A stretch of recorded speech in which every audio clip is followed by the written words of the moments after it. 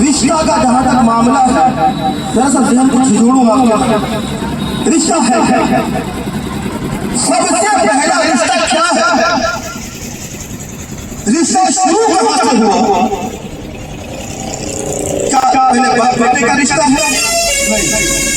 ماما بھانجے کا رشتہ ہے ماں بیٹی کا رشتہ ہے نہیں سب سے پہلا رشتہ یہی ہے ایک شوہر اور بیوی کا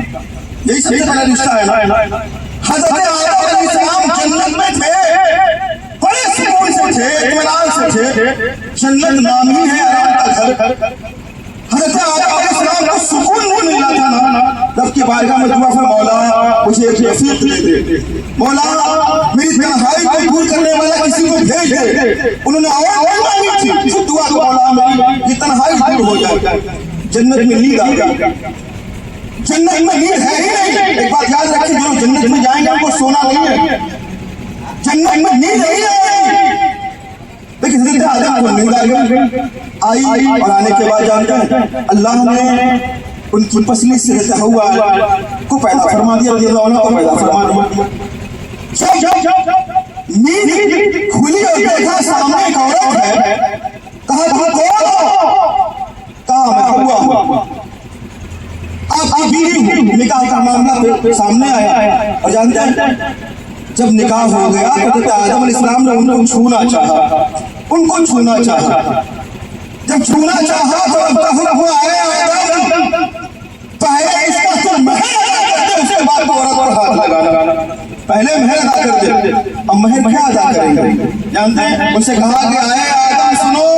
تم میرے پیارے حبیب پر درود پاک تمہارا مہر ادا ہو جائے گا درود پاک رسول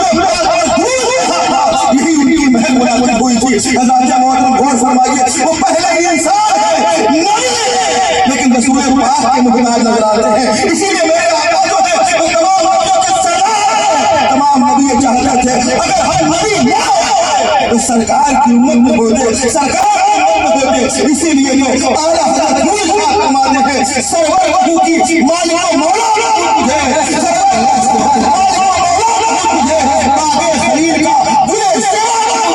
لیکن رضا ختم سخن اس پہ خالق کا بندہ خلق کا آقا سبحان اللہ میرا آقا ایسے آقا ہے چاہے وہ نبی ہو چاہے کوئی بھی ہو دنیا کا سب ہم نے سلام پڑھتے ہیں عائشہ شاہ مدینہ صلوات و سلام ہے نا حضرت آدم کو لے کر حضرت عیسیٰ سارے نبیوں نے پڑھا ہے صلوات و سلام سبحان اللہ نے پڑھا یہ اگر ایک بات ہو کہ رشتہ سب سے پہلے میاں بیوی کا اب ذرا سا حدیث پاک کا مطالعہ کریے رشتہ کرنے کے آقا نے کیا فرمایا ایک بات یہ بھی ملاحظہ کرنا اسلام ایک ایسا مذہب ہے اللہ کے رسول نے ہماری زندگی ہمیں کب گھڑی کیسے گزارنی ہے یہ تمام تر چیزیں ہمیں کتاب میں حدیث پاک کے ذریعے سے قرآن پاک کے ذریعے سے ہمیں ہر ایک چیزیں بتا دی گئی ایک مکمل نظام حیات ہے اسلام کو سمجھنا چاہیے ہم مسلمان ہیں ہم سمجھے کہ ہر موڑ پر اسلام نے ہماری رہنمائی فرمائی آقا کیا ارشاد فرماتے آقا فرماتے ہیں نکاح کو آسان کرو زنا کو مشکل کر دو اور آقا فرماتے ہیں کہ نکاح کے لیے جاؤ نا عورت میں 4 خوبیوں میں سے سب سے پہلی خوبی کیا ہے جو دیکھنے کے لیے کہا گیا ہے وہ ہے دینداری کیا دیکھتے ہیں مالداری دیکھتے ہیں حسب و نسب دیکھتے ہیں حسن و جمال دیکھتے ہیں دینداری دیکھتے ہیں آقا فرماتے ہیں سب سے پہلے دینداری کو ترجیح دو مالداری دیکھو حسن و جمال نہ دیکھو حسب و نسب نہ دیکھو دینداری دیکھو کیا وجہ ہے سرکار نے فرمایا جانتے ہیں وجہ کیا ہے وجہ یہ ہے جہاں تک میں نے محسوس کیا ہے وجہ یہ ہے کہ جب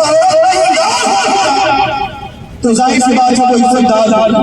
آپ کے گھر کو چلنے بنا گی وہ ساس سسر کی بھی عزت کرے گی وہ بڑے شوہر کی بھی عزت کرے گی وہ آپ کے گھر کو چلنے بنا گی تمام خوبیاں جس کے اندر دینداری ہے اس عورت کے اندر تمام خوبیاں پائیں گے سرکار نے سب سے پہلے دینداری دیکھو اب آپ بتائیے سب سے پہلے لوگ کیا دیکھتے ہیں حسن و جمال دیکھتے ہیں خوبصورت ہے یا نہیں ہے ٹھیک ہے آج کے حالات کیسے میرے بھائی سرکار فرماتے ہیں نا کہ مرد حاکم ہے عورتوں پر آج کچھ مرد ایسے ہیں نا کہ عورتوں کو حکومت کر رہے ہیں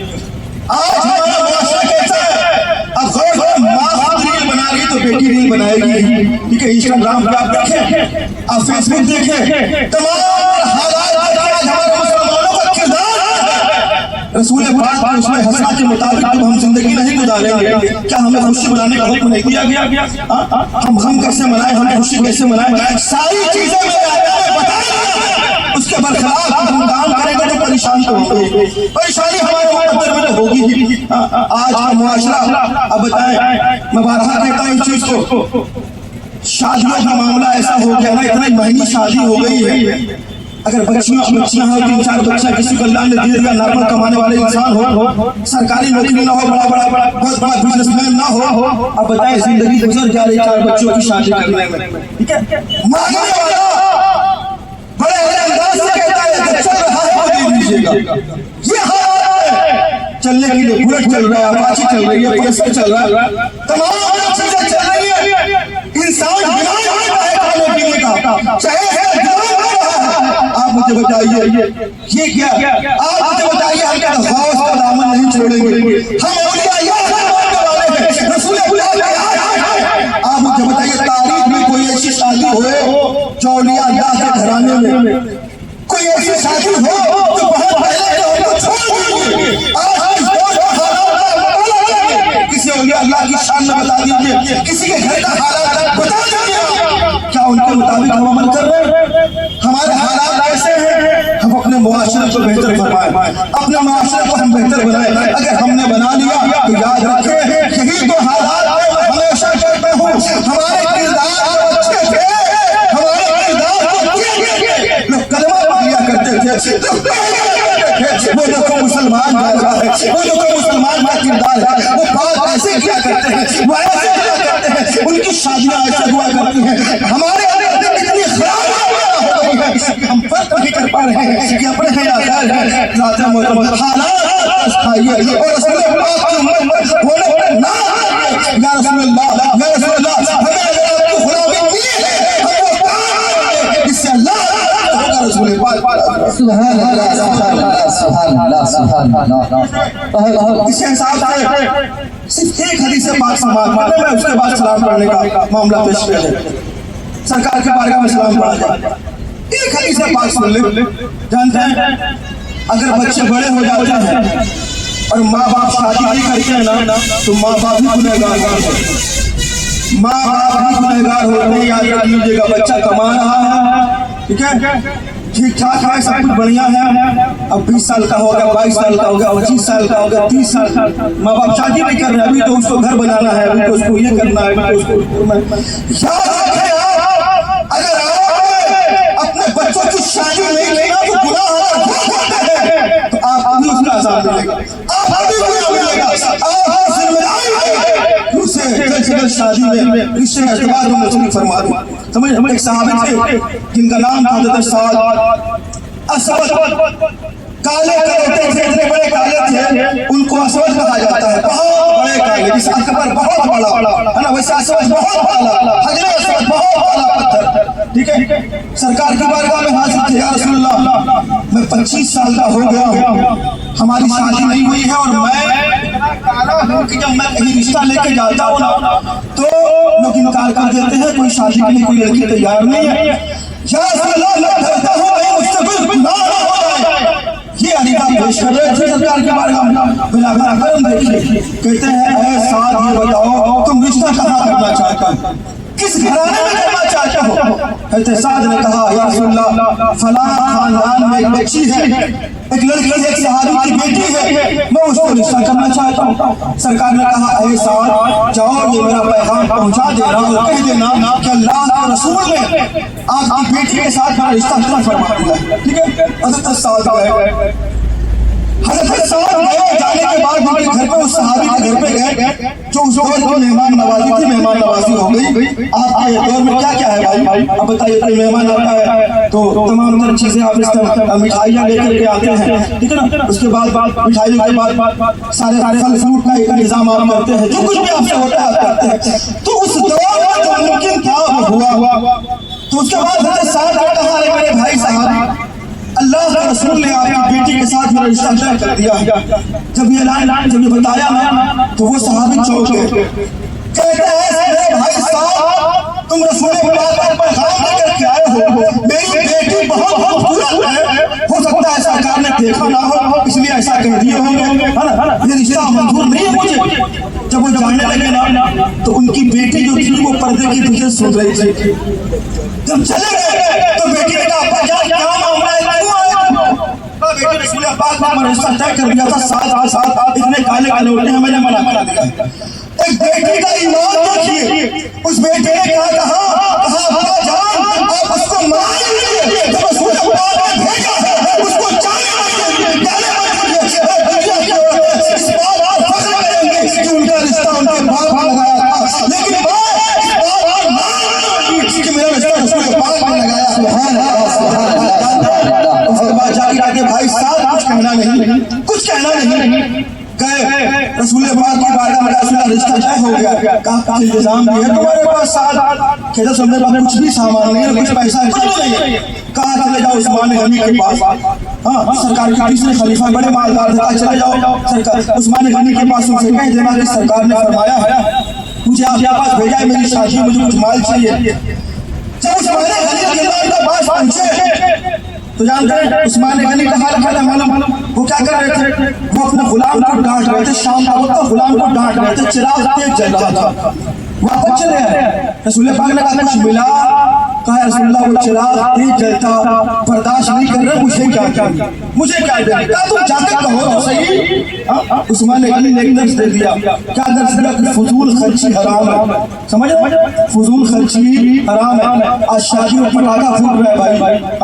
इतने पटाखे फूट रहे हैं कि पूरा जो है मालूम पड़ता है कि पूरे आसमान को रंग बिरंगा कर देगा, समझ रहे? ये तमाम हालात, इतने डीजे बजाए जा रहे हैं, आप बताइए कहाँ से जायज आप करते हैं? इतने गंदे फुहड़ गाने बजाए जाते हैं, ठीक है? हमारी माँ बहनें, हमारे मुआशरे के तमाम सब लोग होते हैं, क्या हमें शर्म नहीं आती? आप देखिए हकीकत में बोल रहा हूँ, शादी के मौके पर गुनाह करोगे, शादी इसलिए करोगे गुनाह करो, शादी इसलिए होती है इंसान गुनाह से बच जाए, ठीक है? शादी इसीलिए होती है कि लड़का लड़की गुनाह से बचे, ठीक है? और हम शादी करते हैं गुनाह करके हम ऐलान करते हैं कि हम शादी कर रहे हैं, ठीक है? ये हमारे हालात है, अल्लाह हमारे मुआशरे को बेहतर बनाए। तो देखिए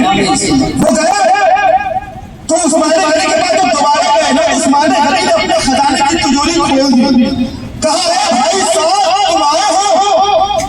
रसूल पाक ने तुम्हें भेजा है, ये खजाना रसूल पाक है, जितना चाहो तुम ले सकते हो। उसके बाद उस्मान गनी ने कुछ दिरहम 2000 दिरहम दिया, वापस आ गए, बाजार गए और सोचा शादी का जोड़ा खरीद लूं, बेबी के लिए तोहफा खरीद लूं, कपड़ा खरीद लूं, तमाम चीजें खरीदने के हौसले से बाजार गए थे। एक मुनादी ऐलान कर रहा था, ऐलान ये कर रहा था रसूल पाक ने फला तारीख में जिस फला तारीख में चंद रसूल पाक ने नौजवानों से दरखास्त किया है कि नौजवान तैयार हो जाए, साथ सोचते हैं कि जिस दिन मेरी शादी है उसी दिन जंग का ऐलान हो रहा है, आखिर मैं करूं तो क्या करूं? उस्मान साथ आलम लेता ईमान गाली होगा और वो सोचते हैं कि पहले मैं जंग नहीं आऊंगा, अगर जिंदगी सलामत रही उसके बाद मैं क्या करूंगा? ऐसा नहीं हो सकता है कि रसूल पाक जंग के मैदान में हो और मैं आराम के बिस्तर पर हूं, ऐसा नहीं हो सकता है। आपने उसी से खोले खरीद लिया, आपने जल्दी साजो सामान खरीद लिया। उसके बाद जानते आलम क्या हुआ? जब लोग जंग में जा रहे थे ना, हज़रत साद का हाल ये था, आप छुप छुप करके जा रहे थे। वो सोचे थे कि ऐसा ना हो जाए कि सरकार की नजर पड़ जाए और सरकार ये कह दे साहब तुम्हारी शादी का ये है, तुम जंग में कहाँ जा रहे हो? और जाते मौसम छुप छुप करके जाते हैं, जंग शुरू हो जाता है। आज ये हो रहा है, मुख्तसर ये कहना चाहता हूँ, आलम ये हुआ कि आप जंग में लड़ते शहीद हो गए। उसके बाद जानते हैं जब जंग खत्म हो गई तो सहाबा कराम की लाशें ठीक की जा रही थी, ये फला साहब की लाश है, ये फला साहब की लाश है। जानते हैं जब हज़रत साहब की लाश लाई गई तो सरकार उस लाश को देख करके मुस्कुरा रहे थे। सहाबा कराम ने पूछा या रसूल अल्लाह क्या माजरा है, इतने सहाबा कराम की लाश ठीक की गई लेकिन आप किसी को देख करके मुस्कुरा रहे थे, आखिर क्या माजरा है कि साहब लाश को देख करके आप मुस्कुरा रहे हैं? तो सरकार का जवाब सुनिए, सरकार ने फरमाया था कि सहाबा सुनो, साथ में काले करोटे थे कि कोई लड़की से शादी के लिए तैयार नहीं थी, लेकिन आज मेरी निगाहें नबूवत देख रही है, निगाहें नबूवत देख रही है। तो जन्नत में घूरो साथ मेरे निकाह में दे दिया जाए, साथ मेरे निकाह में दे दिया जाए।